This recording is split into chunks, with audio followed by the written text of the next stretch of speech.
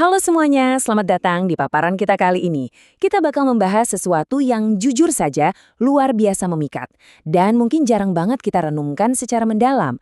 Topik kita hari ini adalah wanita dan keselamatan. Kita akan melihat bareng-bareng bagaimana peran perempuan itu bukan cuma sekedar pelengkap, tapi justru berada tepat di jantung rencana keselamatan Tuhan. Nah, seluruh narasi teologis yang akan kita kupas tuntas hari ini disusun secara khusus oleh Dr. Edward Purba. Beliau menyajikan sebuah perspektif yang sangat menyegarkan dan terstruktur. Saya yakin banget ini bakal mengubah cara kita melihat sejarah penebusan secara keseluruhan. Yuk kita selami pemikirannya. Coba deh kita pikirkan sejenak. Pernah nggak sih kita sungguh-sungguh merenungkan tindakan Tuhan dalam karya keselamatan, khususnya yang diperankan oleh wanita?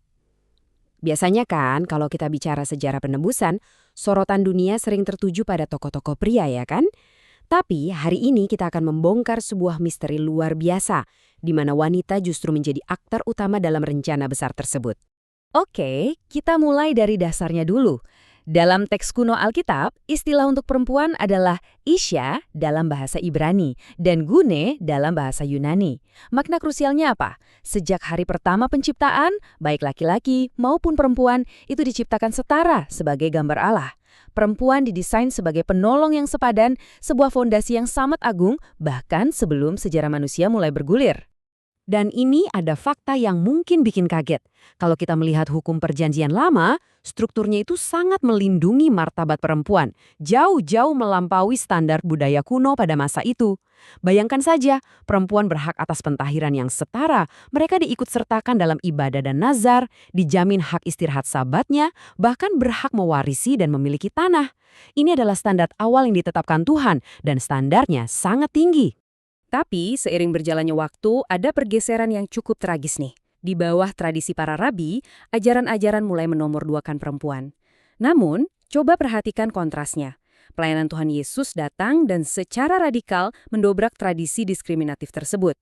Yesus mengampuni, menyembuhkan, mengajar, dan memulihkan martabat mereka. Bahkan, sebuah fakta yang revolusioner untuk budaya abad pertama, para perempuanlah yang dipilih menjadi saksi mata pertama kebangkitannya. Tidak main-main kan?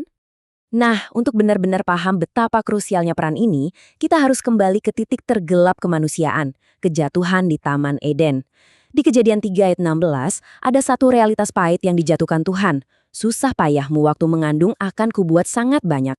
Dengan kesakitan engkau akan melahirkan anakmu. Ini teman-teman adalah akar dari seluruh konflik kemanusiaan kita. Dan tahu nggak? Dalam bahasa Ibrani aslinya, kata susah payah di sini bukan sekedar rasa pegal atau tidak nyaman biasa. Ini ibarat beban yang luar biasa berat. Melibatkan penderitaan fisik yang ekstrim, kesedihan emosional, tubuh yang menggeliat kesakitan, hingga kelelahan mental dan keputusasaan yang mendalam. Ini adalah harga fisik yang benar-benar ditanggung wanita sejak kejatuhan itu. Tapi, disinilah letak ironi ilahi yang paling brilian yang ditunjukkan oleh Dr. Purba. Kutuk yang tadinya murni hukuman justru diubah menjadi realitas keselamatan. Tuhan menggunakan hukuman rasa sakit melahirkan ini sebagai pintu masuk fisik baginya ke dalam dunia. Coba bayangkan, kesakitan sang wanita menjadi satu-satunya jalan untuk melahirkan keselamatan buat Anda, buat saya, buat kita semua. Kebenaran ini terus menggema berabad-abad kemudian lewat Nabi Yesaya dan ditegaskan lagi di kitab Matius. Janji bahwa seorang perempuan muda akan mengandung dan melahirkan Immanuel. Lewat Bunda Maria, nubuatan itu akhirnya jadi nyata. Dia harus rela melewati kutu kuno itu, menanggung kesakitan melahirkan yang amat sangat demi membawa Sang Juru Selamat ke tengah-tengah kita. Ini lalu membawa kita pada sebuah proklamasi yang luar biasa di Yohanes 1 ayat 14. Firman itu telah menjadi manusia dan diam di antara kita. Lewat darah, keringat, dan air mata dari kelahiran seorang wanita, Sang Pencipta alam semesta ini secara harfiah melangkah masuk langsung ke dalam realitas penderitaan kemanusiaan kita yang rapuh.